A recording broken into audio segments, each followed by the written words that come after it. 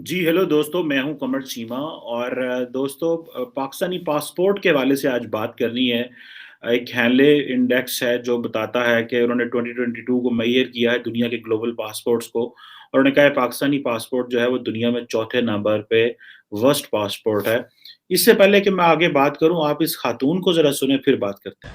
अस्सलाम वालेकुम अस्सलाम गाइस। वालेकुम गाइस। फर्स्ट टाइम मुझे फर्स्ट टाइम एक्सपीरियंस मुझे हुआ एक्सपीरियंस क्योंकि हुआ फर्स्ट टाइम क्योंकि फर्स्ट पाकिस्तान टाइम से मैं पाकिस्तान से हैवी मैं अमाउंट हेवी लेकर अमाउंट यूके आ लेकर रही थी, यूके आ लंदन रही आ थी, रही थी। लंदन आ रही थी। और और पाकिस्तानी पैसे की पाकिस्तानी कोई पैसे की वक़्त कोई नहीं है। वक़्त नहीं है जिससे जना जिससे पासपोर्ट जना की, ना पासपोर्ट पैसे की, की, ना किसी भी पैसे की, चीज़ की, किसी भी आप चीज़ करोड़ों की में आप क्या करोड़ों हज़ारों में में क्या चेंज हज़ारों में करवाओ और चेंज जब करवाओ आपके और हाथ जब में आपके आते हाथ तो में आते तो जब यूरो में आप जब यूरो कन्वर्ट में आप करवाते या कन्वर्ट डॉलर करवाते में या तो डॉलर में बहुत ही तो दुःख बहुत होते ही थे दुःख हम। होते थे तो हम। कब तो हुकूमत कब ने तो हुकूमत हमसे ने तो प्रॉमिस किया हमसे था प्रॉमिस करेंसी किया के था ऊपर ले करेंसी के जाएँगे, ऊपर ले जाएँगे, पासपोर्ट के ऊपर ले पासपोर्ट के जाएँगे, ऊपर ले बट कुछ जाएँगे, नहीं कर बट सके। कुछ नहीं जस्ट कर बातें सके, ही कर जस्ट सकते बातें हैं। ही कर बातें सकते भी हैं, ऐसी कि बातें इस भी दफ़ा जो ऐसी कि मरी इस के दफ़ा हालात मरी हुए, के मरी में हालात जो हुए, लोगों के मरी में साथ जो हुआ। लोगों के साथ हुआ।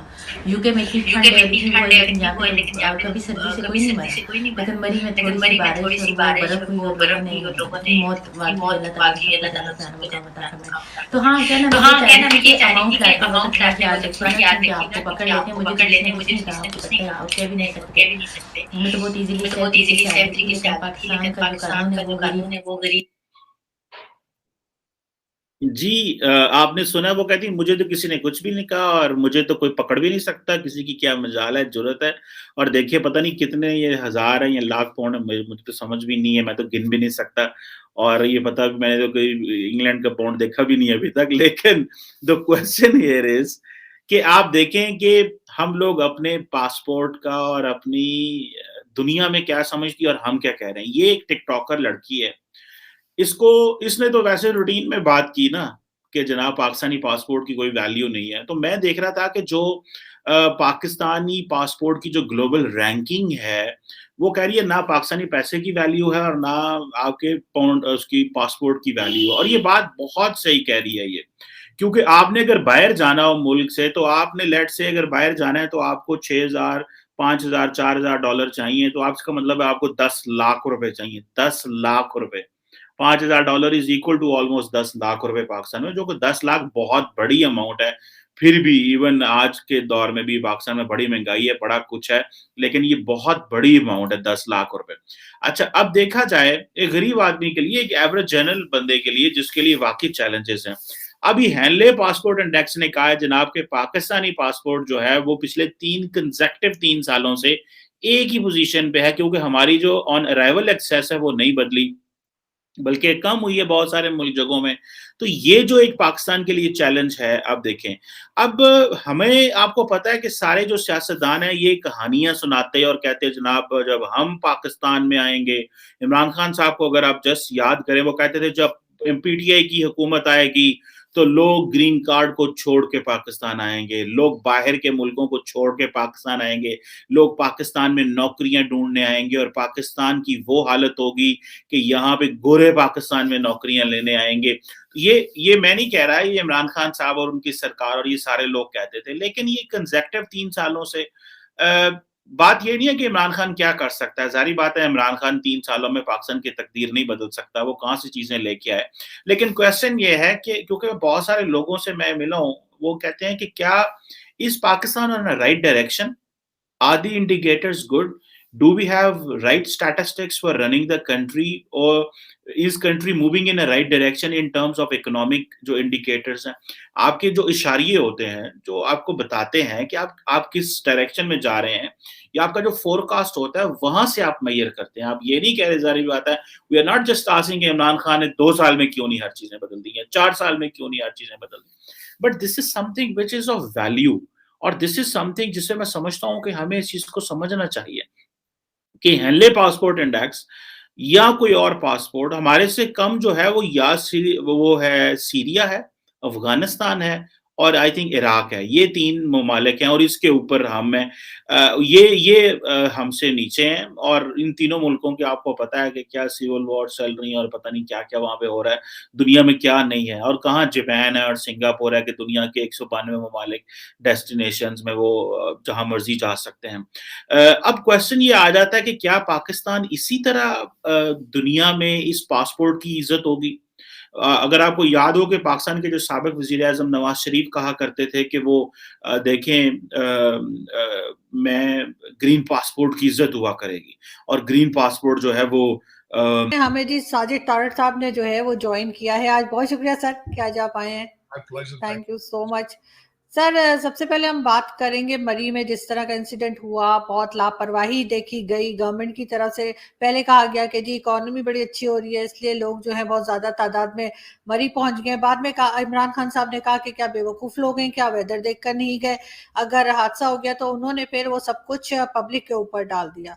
साथ ही हमने देखा कि वहां पे जो किराए थे होटल्स के वो बहुत ज्यादा हो गए, खाने पीने के सामान का कहीं पे कोई किस्म की मैनेजमेंट हमें नजर नहीं आई। अभी भी ये सुनने में आ रहा है कि तकरीबन 70 लोगों की जानें गई हैं, लेकिन यहाँ पे जो है वो मीडिया से कहा गया है कि बस जी 20-22 बताओ, उससे ऊपर नहीं। क्या देखते हैं आप, किसकी गलती थी और ऐसा क्यों कंट्रोल नहीं हो पाया? आरजू, आज सुबह मुझे किसी पाकिस्तान से किसी ने व्हाट्सएप पे एक भेजा, वो मुझे एक जिस तरह वो कोड सा होता है, उसने कहा कि हम सभी मरी हैं, सिर्फ बर्फ गिरने की बात है। बर्फ गिरे तो हम सब मरी बन जाते हैं। तो दरअसल इसमें कसूर तो हम सब पाकिस्तानियों का ही है, चाहे वो इस्लामाबाद में बैठे हों, चाहे वो 25 करोड़ पाकिस्तान का हिस्सा हो। कसूर तो हमारा सबका है। लेकिन दुख जो मुझे सबसे ज्यादा हुआ 2-3 चीजों का। एक तो जिस तरह आपने कहा कि खान साहब ने ट्वीट किया और उन्होंने विक्टिम ब्लेमिंग की। तो इस वक्त खान साहब को 25 साल, कहते 23 साल मैंने मूवमेंट चलाई, और इनके एडवाइजर भी इनको ये नहीं बता सके कि जब किसी के घर में अमवात हो रही होती हैं, जो विक्टिम होता है वो ये नहीं सुनना चाहता कि आपने चीनी क्यों खाना ज्यादा खाई, या आपने फला क्यों खा ली चीज, आपने शुगर का इलाज क्यों नहीं कराया। वो ये नहीं सुनना चाहता। वो ये सुनना चाहता है कि मेरे दुख में आप किस तरह शरीक हैं। और खासकर इसमें आरजू, ये एक अखलाकियात का इतना बड़ा जनाजा था ये मरी वाला, सियालकोट के साने के फौरन बाद। अब मैं ये बताना चाहूंगा उसकी लोकेशन सिर्फ 8 किलोमीटर का वो एक पैच था जहां सारी ये मौत हुई, 8 किलोमीटर। और इसका फासला आपकी राजधानी, आपके जहां वॉइस राय और दूसरे सो रहे थे, वहां से सिर्फ 50 किलोमीटर दूर है। अगर आप 5 घंटे चले तो मरी से आप इस्लामाबाद पहुंच जाते हैं। और खासकर इसकी लोकेशन ऐसी थी कि वहां से मिलिट्री बेसिस बिल्कुल पास थी उनकी। और उसके बाद जिस तरीके से आपके वहां लोगों ने पैसे बनाए, जिस तरीके से वहां 3000 चेनिंग का लगाया गाड़ी का और 5000 लगाया बड़ी गाड़ी का, ये एक आपके कौम के अखलाकियात का ये एक टेस्ट था। ये उसको आपने बताया है कि this is what we are and this is how we do, this is our morality. और बिल्कुल यही मोरालिटी आपकी नेशनल असेंबली में है, यही मोरालिटी आपकी इशराफिया की है, यही मोरालिटी, बल्कि इससे दो जरब दे लें, दो जो आपके 2-3 हजार इस वक्त डिसीजन मेकर है इशराफिया, जिनकी आमदनें पाउंड और डॉलर में है, जिनके बच्चे बाहर बैठे हैं, प्रॉपर्टी है, वो तो और जिनकी जेबों के अंदर 1 वे टिकट हर वक्त मौजूद होता है। ये बिल्कुल उनकी भी यही मेंटालिटी है कि कोई भी मौका वो जाया नहीं होना देते पैसे बनाने का। आज तो मैं यहाँ पे ये भी मेंशन करूंगा, वो पीटीआई के जवाद साहब हैं जो एक सेक्रेटरी हैं, उन्होंने कहा लिस्ट बना रहा हूं पीटीआई के उन वुज़रा की जो अरबपति बन चुके हैं। वो पीटीआई के जनरल सेक्रेटरी हैं। आज उनका भी मैं पढ़ रहा था। तो वो ये आपके मरी तो पूरा आपका जो नेशनल असेंबली है, आपकी स्टैब्लिशमेंट है, ये सारा मरी है। और क्या है ये मरी की? मेरा मकसद बर्फ गिरने की देर होती है, सारे पैसे बनाते हैं। आप मुझे ये बताएं कि आपके इसमें इस वाकये के साथ मुझे ये जल्जले के बाद एक डिपार्टमेंट को फिर दोबारा विजिट करने का मुझे मौका मिला है, वो आपकी डिजास्टर मैनेजमेंट अथॉरिटी का है। उसके 51 ऑफिसर्स हैं, 500 मिलियन रुपीस उनका बजट है। कहीं आपको उनका कोमल दखल नजर आया? और सबसे बड़ा एक मिनट, सबसे ज्यादा करप्शन उस डिपार्टमेंट में है, क्योंकि वो कोविड के पैसों को भी नहीं बख्शते, वो जल्जले के पैसे भी नहीं बख्शते। और सर मैं उनका नाम भी आपको बता दूं, लेफ्टिनेंट जनरल अतर नवाज सती।